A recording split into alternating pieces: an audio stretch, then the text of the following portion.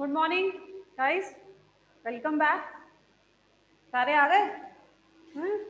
चलिए, ये आपके लिए नहीं है, ये आपसे पहली वाली क्लास के लिए था।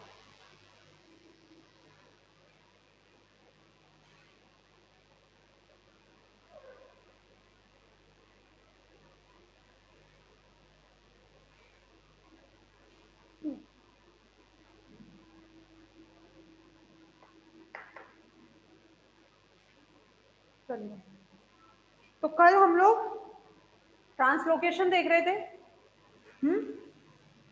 किसका ट्रांसलोकेशन देख रहे थे आप? सुक्रोज वगैरह का बताया था मैंने कल आपको। फ्लोएम ट्रांसलोकेशन हम देख रहे थे, सीव एलिमेंट्स में कैसे होता है, जिसमें हम लोगों ने बात कर लिया था। मूवमेंट की बात हमने कर ली थी, डाउनवर्ड मूवमेंट, अपवर्ड मूवमेंट और लैटरल मूवमेंट, ये हम लोगों ने बात कर ली थी कल। ठीक है, इसके बाद आज हम बात करते हैं source and sink pattern.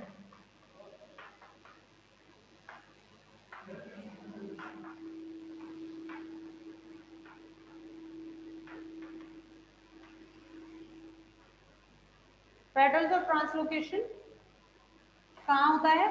Source से सिंक की तरफ। ये बात मैंने अभी आपको चैप्टर शुरू किया था तभी बता दिया था।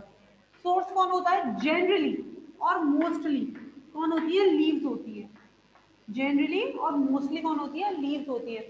लेकिन बच्चों मैं आपको एक बात बता दूं, जब न्यूली फॉर्म्ड लीव्स जब होती है, जब न्यूली फॉर्म्ड लीव्स होती हैं, जो न्यूली फॉर्म लीव्स है, जैसे कि सीड है, सीड जो होगा वो बनेगा तो उसमें सबसे पहले क्या बनेंगे? रूट्स बनेंगे। रूट्स बनने के बाद उसमें क्या बनेगा? शूट बनेगा। उस शूट पे क्या लगती है? लीफ लगती है। तो जो न्यूली फॉर्म लीव्स होती है, जो सबसे पहले लगेंगी, उनके लिए ये न्यूली फॉर्म लीव्स किसकी तरह काम करती है? सिंक की तरह काम करती हैं। और सोर्स की तरह कौन काम करता है इनके लिए? इनके लिए सोर्स की तरह काम करती है रूट्स। लेकिन ये कब है? जब लीव्स न्यूली फॉर्म्ड है, छोटी है, फोटोसिंथेटिक करने के लायक नहीं है, तो इस कंडीशन में सोर्स क्या हो जाता है उनके लिए? सोर्स बन जाता है रूट। और सिंक क्या बन जाता है इनके लिए? Newly form young leave. Clear है? ठीक है। लेकिन एक टाइम के बाद जब वो बड़ी हो जाती है, तब उसके बाद उनमें क्या रह जाता है? उस टाइम पे उसमें लीव्स क्या हो जाती है? Mature leaves. मेच्योर लीव्स क्या हो जाती है? सोर्स हो जाती है। क्लियर? ठीक है। ऐसे ही अगर मैं सिंक की बात कर रही हूं, अगर मैं सिंक की बात कर रही हूं, तो सिंक में क्या होते हैं? All non chlorophyllous cell, all non chlorophyllous cell, जितनी भी नॉन क्लोरोफिटिक सेल्स होती हैं, यानी कि जो फोटोसिंथेसिस नहीं कर सकती, whether it is a stem, whether it is root, whether it is your flower, whether it is your fruit, तो जितनी भी नॉन क्लोरोफिलस सेल होती हैं वो सब किसकी तरह काम करती हैं?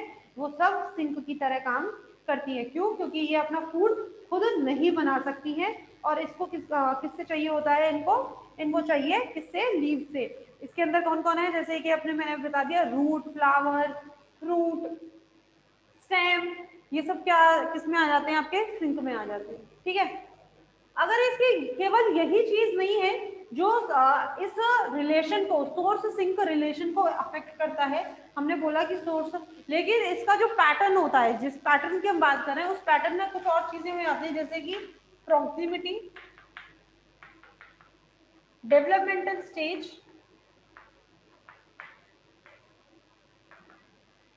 और वेस्कुलर कनेक्शन।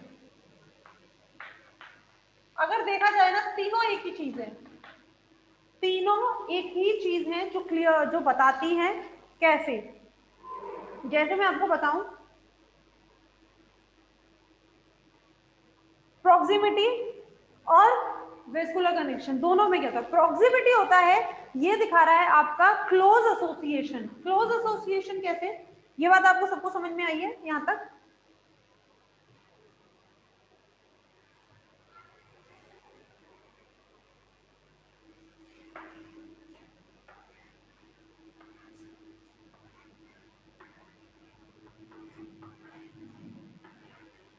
इसको इस तरह ना बनाकर अलग तरीके से बना।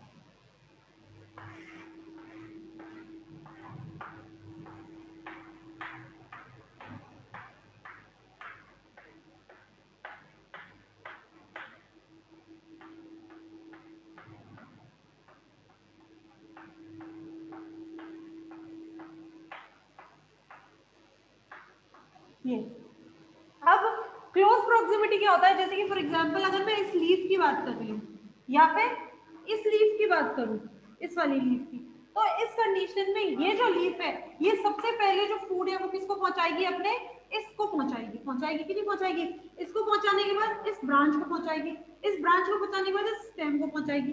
अब इस स्टेम में किसको पहुंचाएगी, वो इसकी वेस्कुलर कनेक्शन पर डिपेंड करता है। कैसे, जो मैंने आपको बोला फर्स्ट पॉइंट और सेकंड पॉइंट, ये दोनों, ये सॉरी लास्ट पॉइंट, ये दोनों क्या है, एक दूसरे को क्लियरली मतलब एक दूसरे से मैं इसको इंटररिलेटिव कर सकती हूँ।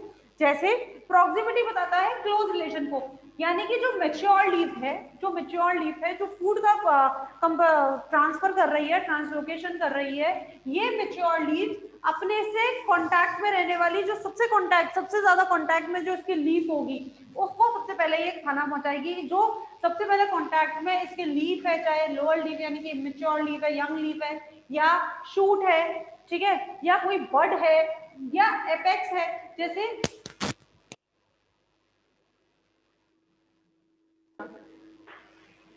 इस तरह से है, ये क्या है, शूट एपेक्स, ठीक है, ये लीफ लगी हुई है यहाँ पर,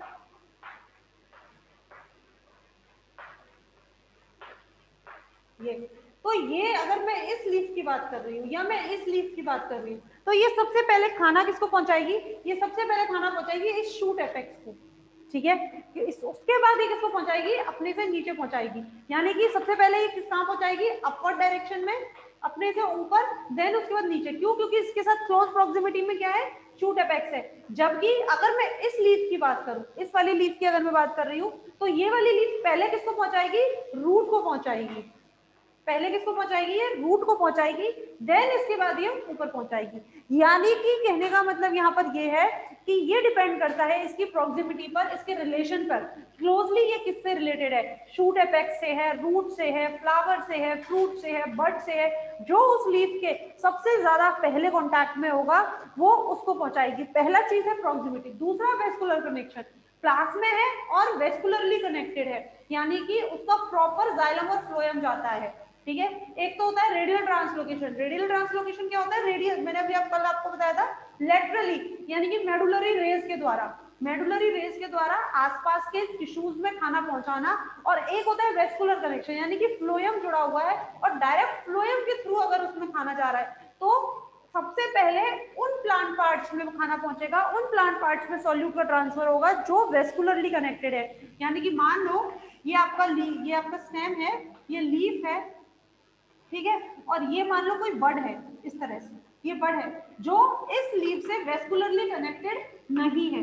तो सबसे पहले खाना इन दोनों लीव्स के द्वारा ऊपर शूट एपेक्स पर और नीचे रूट्स पर पहुंचाया जाएगा। उसके बाद ये इनसे लेटरली कहाँ की तरफ जाएगा, बड की तरफ जाएगा। यानी कि सबसे पहला प्रॉक्सिमिटी जिसके साथ ये क्लोज रिलेटेड हो, ठीक है, और दूसरा वेस्कुलरली कनेक्टेड हो। तो ये दोनों चीजें होनी चाहिए, उसी के हिसाब से, उसी के अकॉर्डिंगली खाना कहाँ से कहाँ जाएगा ये डिसाइड होता है। क्लियरली समझ आ गई। डेवलपमेंटल स्टेज, डेवलपमेंटल स्टेज क्या होती है, डेवलपमेंटल स्टेज का मतलब होता है कि अकॉर्डिंग टू देयर डेवलपमेंट, जैसे फॉर एग्जांपल अभी प्लांट क्या है, छोटा है, अभी प्लांट क्या है, छोटा है, वो मेटाबॉलिक एक्टिविटी यानी कि वो बढ़ रहा है, तो इस कंडीशन में यंग लीव्स और रूट, यंग लीव्स और रूट, इनको खाना पहुंचाया जाएगा। जब प्लांट छोटा है और क्या कर रहा है, अभी अपने ग्रोइंग फेज में है, वेजिटेटिव फेज में है, जब वो ग्रो कर रहा है तो इस कंडीशन में यंग लीव्स और रूट्स को खाना पहुंचाया जाएगा। But during their reproductive phase, जब वो फ्लावर और फ्रूट बनाने के काम आ जाता है, जब उसमें रिप्रोडक्शन शुरू हो जाता है, तो इस केस में खाना किसको पहुंचाया जाता है, फ्लावर को पहुंचाया जाता है। क्लियर है बच्चों।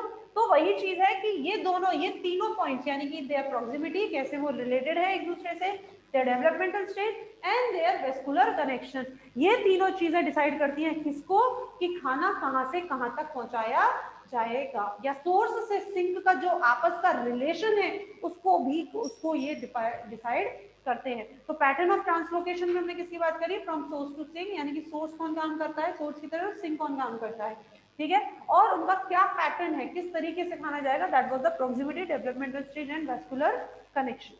क्लियर है बच्चों।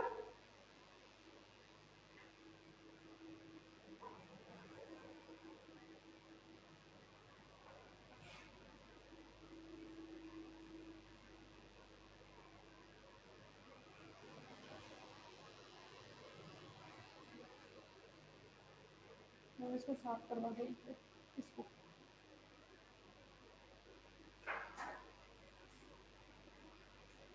ठीक है, तो ये तो हो गया आपका relation between the source and sink. उसके बाद हम ट्रांसलोकेशन की बात करें। अब ट्रांसलोकेशन की बात करेंगे।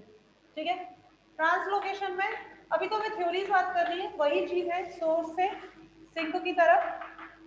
तो सोर्स में क्या है हमारी लीव्स, लीव्स की मीजोफिल सेल्स, मीजोफिल सेल्स जो क्या है फोटोसिंथेटिक कैपेबिलिटी रखते हैं, फोटोसिंथेटिक है यानी कि क्या करेंगे फोटोसिंथेटिक द्वारा स्टार्च एक्यूमुलेशन,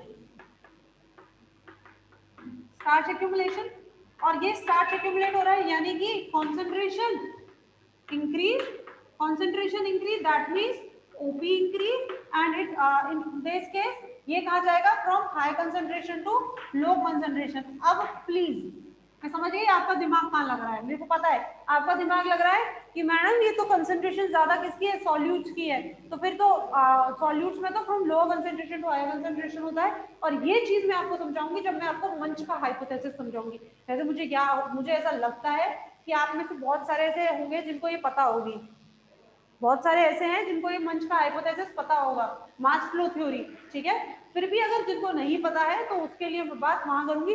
फिलहाल आप केवल ये देखें कि इस केस में क्या होगा, स्टार्च का एक्यूमुलेशन हुआ, कॉन्सेंट्रेशन बढ़ी है, अब कॉन्सेंट्रेशन बढ़ेगी ओपी बढ़ेगा, तो ये जो है ये जो कॉन्सेंट्रेशन है ये कहाँ लोड कर दी जाएगी सीव एलिमेंट्स में। कहाँ लोड कर दी जाएगी बच्चों, सीव एलिमेंट्स में। तो ये जो प्रोसेस है किसका, स्टार्च जिसका कॉन्सेंट्रेशन बढ़ गया है तो वो एक मीसोफिल सेल से दूसरे मीसोफिल सेल, दूसरे से तीसरे, तीसरे से चौथे, इस तरह से ट्रांसफर होंगी और इसके बाद ये किस में ट्रांसफर होंगी सीव एलिमेंट्स में। किसमें ट्रांसफर हो गई बच्चों, सीव एलिमेंट्स में। एक मीसोफिल से दूसरे में, दूसरे से तीसरे, तीसरे से चौथे और उसके बाद सीव एलिमेंट्स में ये ट्रांसफर हो गई है। तो ये जो सीव एलिमेंट में ट्रांसफर हुआ है इसको बोलते हैं फ्लोएम या वीन या फ्लोएम लोडिंग। फ्लोएम लोडिंग या वीन लोडिंग भी कह देते हैं इसको। क्यों, क्योंकि खाना लोड हो गया है, सीव एलिमेंट में क्या हो गया है खाना लोड हो गया है, तो इसको हम बोल देते हैं लोडिंग। और जब ये किस पे पहुंचता है सिंक पे, कहाँ पहुंच गया ये सिंक पे पहुंच गया, तो सिंक पे जाने के बाद ये जो सुक्रोज है ये जो हाँ सबसे पहली बात तो मैं ये बता दूं ये क्या चीज है, स्टार्च नहीं सुक्रोज होता है। स्टार्च का मतलब किस फॉर्म में होता है, सुक्रोज की फॉर्म में होता है। ठीक है, यहाँ मैंने सुक्रोज इसीलिए लिखा है, देखो ये होता है सोर्स, इसलिए यहाँ पे सुक्रोज लिख दिया मैंने सोर्स, सोर्स से सिंक में। और ये किसकी वजह से होता है सुक्रोज, इसमें जो मेन स्टार्च रहता है, जो मेन जो सुक्रो मटेरियल है जो इसमें ट्रांसफर होता है वो सुक्रोज होता है। अच्छा सुक्रोज क्यों होता है, क्योंकि सुक्रोज केमिकली इनर्ट होता है नेचर में। सुक्रोज कैसा है, केमिकली इनर्ट है नेचर में, यानी कि ये किसी के साथ रिएक्ट नहीं करता। ठीक है, ना तो सीव एलिमेंट्स के साथ ना सीव सेल्स के साथ, ये किसी के साथ भी क्या नहीं करता रिएक्ट नहीं करता, केमिकली इनर्ट होता है। इस वजह से sucrose is the best material for transport. ठीक है, ट्रांसलोकेशन। तो सुक्रोज एक जिस मीसोफिल सेल में बनता है, तो मीसोफिल से अगले मीसोफिल में इस तरह से ट्रांसफर होता है किसमें सीव एलिमेंट्स में, तो इसको बोलते हैं फ्लोएम लोडिंग और वीन लोडिंग। और फिर ये जाके कहाँ पर सिंक में, सिंक में क्या हो जाता है इसका मेटाबॉलिक में काम आ जाएगा, या तो ये मेटाबॉलिक एक्टिविटी में काम आ जाएगा या फिर ये स्टोर हो जाएगा। ठीक है, या फिर इसको क्या कर दिया जाएगा वहां से भी इसका मान लो ट्रांसफर कर दिया गया कहीं पे, वैसे तो होता नहीं है पर मान लो किसी में ये ट्रांसफर कर दिया गया, तो इन सारी प्रोसेस की वजह से ये वहां पर क्या हो जाएगा यूज हो जाएगा, यानी कि सीव एलिमेंट जो यहाँ लोड थी वो यहाँ क्या हो जाएंगी अनलोड हो जाएंगी। तो इस प्रोसेस को क्या कहते हैं अनलोडिंग। ठीक है, यानी कि loading and then unloading. Loading कहाँ होती है ड्यूरिंग द सोर्स, सोर्स की साइड लोडिंग होती है, सीव एलिमेंट्स पे खाना लोड होता है और वहां से ये कहाँ जाता है आपका सिंक में आ जाता है, जहां ये या तो मेटाबॉलिक एक्टिविटीज में यूज हो जाता है या ये आपका जो है स्टोर हो जाता है या फिर किसी और जगह पे इसका ट्रांसलोकेट कर दिया जाता है। तो इस तरीके से जो सुक्रोज आया है उसका क्या कर लिया जाता है यूज कर लिया जाता है, और इसी वजह से इस प्रोसेस को क्या कहा जाता है अनलोडिंग। ठीक है, क्लियर है सबको, चलिए।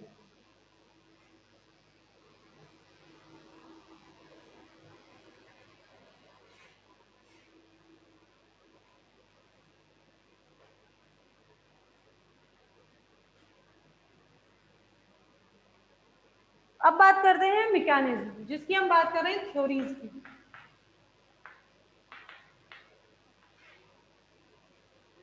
जो हम थ्योरीज की बात कर रहे हैं कि अलग अलग साइंटिस्ट ने अलग अलग थ्योरीज दी है, किसके लिए, ट्रांसलोकेशन के लिए, कि कैसे फ्रॉम सोर्स टू सिंक इसका ट्रांसलोकेशन हो रहा है। तो सबसे पहली है डिफ्यूजन हाइपोथेसिस।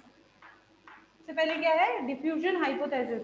डिफ्यूजन हाइपोथेसिस के अकॉर्डिंगली क्या होगा, according to their diffusion from higher concentration to lower concentration organic solutes from source to sink. ठीक है,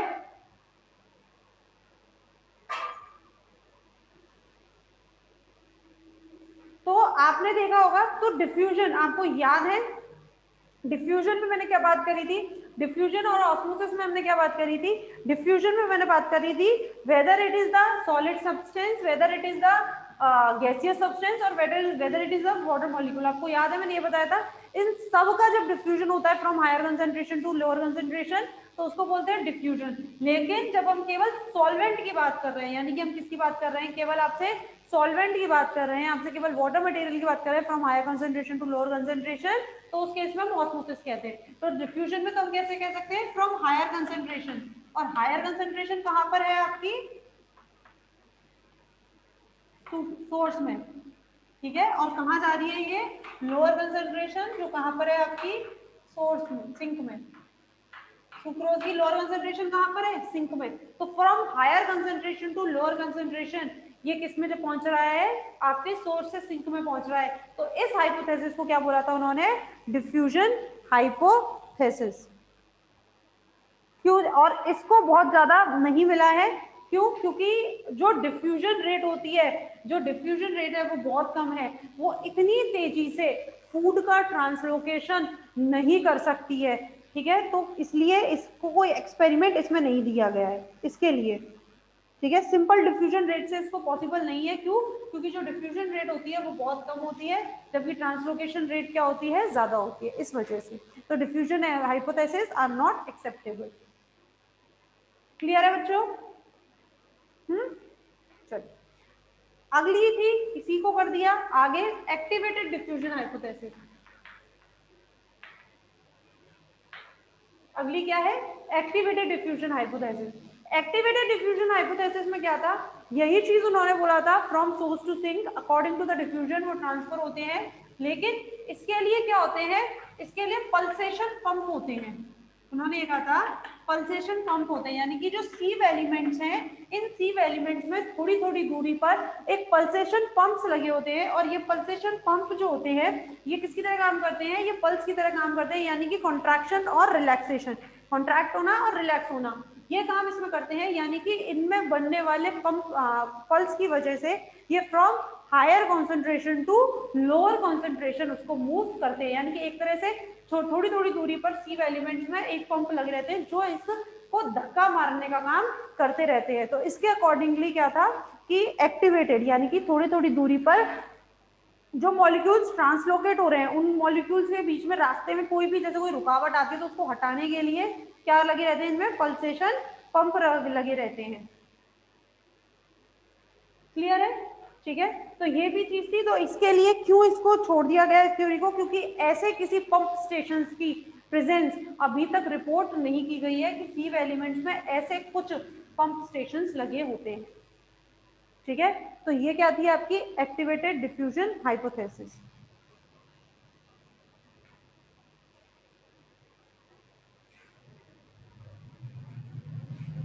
समझ में आ रहा है, नहीं आ रहा बच्चों?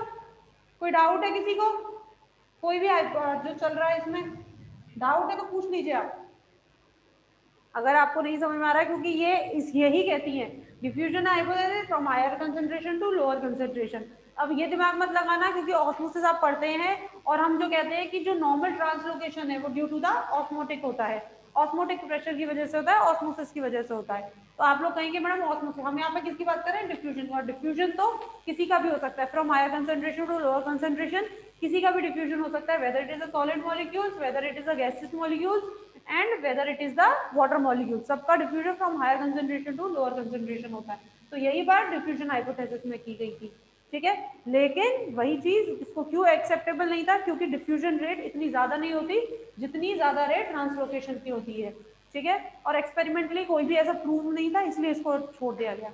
एक्टिवेटेड डिफ्यूजन हाइपोथेसिस, इसने भी कहा था from higher concentration to lower concentration according to the diffusion वो जाता है, लेकिन जब जाते वक्त जैसे हमने कहा मान लो कोई रुकावट आ जाती है, कोई ऑब्स्टिकल आ जाता है, जो उसका ट्रांसलोकेशन रेट है वो रिड्यूस हो जाए, इसको दूर करने के लिए सीव एलिमेंट्स में थोड़ी थोड़ी दूरी पर क्या लगे होते हैं, पंप स्टेशन लगे होते हैं, पल्सेशन पंप। ये पल्सेशन पंप्स क्या काम करते हैं, ये मूवमेंट, कॉन्ट्रैक्शन, रिलैक्सेशन इस तरह से काम करते हैं, जिसकी वजह से जो सॉल्यूट ट्रांसफर हो रहा है, जो कॉन्सेंट्रेशन सुक्रोज जो ट्रांसफर हो रहा है वो क्या हो जाता है, वहां से उसको अगर वो रुक रहा है तो वहां से उसको धक्का मार दिया जाता है इन पंप स्टेशन के द्वारा, ठीक है। इस टाइप के किसी भी पंप स्टेशन का अभी तक नहीं देखा गया है कि इस टाइप का पंप स्टेशन कुछ भी प्रेजेंट होता है, तो इसीलिए इस थ्योरी को भी क्या करा, एक्सेप्टेबल नहीं किया गया। बच्चों रिज्वाइन कर लीजिए क्लास एक बारी।